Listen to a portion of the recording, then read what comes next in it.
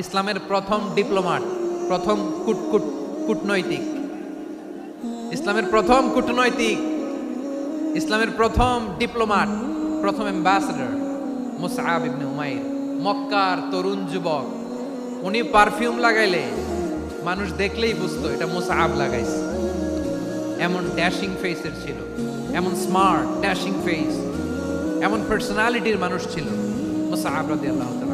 কারণ যিনি ইসলামের স্পোকম্যান হবেন, মুখপাত্র হবেন, তার স্মার্ট হওয়ার দরকার আছে না নাই?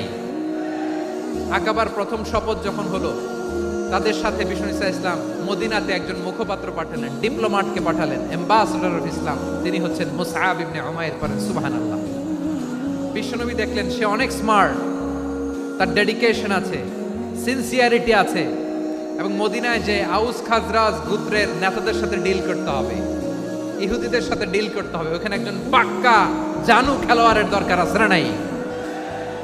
মুসআব ইবনে উমাইর রাদিয়াল্লাহু তাআলা আনহু, ওনাকে বিষ্ণু ইসলাম চুজ করলেন। এবং বিষ্ণু ইসলামের এই চুজিংটা, এই সিলেকশনটা এত সুন্দর ছিল, তিনি মদিনাতে যে বিশ্বনবী আসার আগেই মদিনার জমিনকে তিনি উর্বর করে ফেলছেন। প্রতিটা ঘরে ঘরে কালিমার দাওয়াত তিনি পৌঁছায় দিয়েছেন।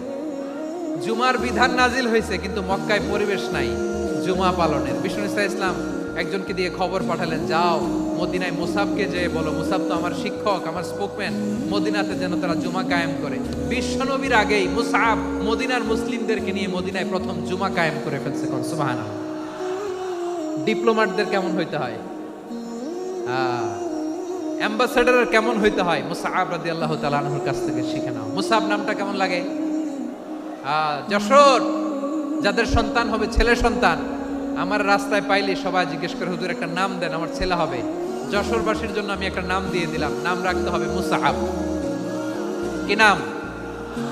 নামটা যাদের ভাল লাগে, ছেলে সন্তান অনাগত আসবে, মনে চাইলে নাম রেখে দিবেন মুসআব রাদিয়াল্লাহু তাআলা আনহুর নামে মুসআব।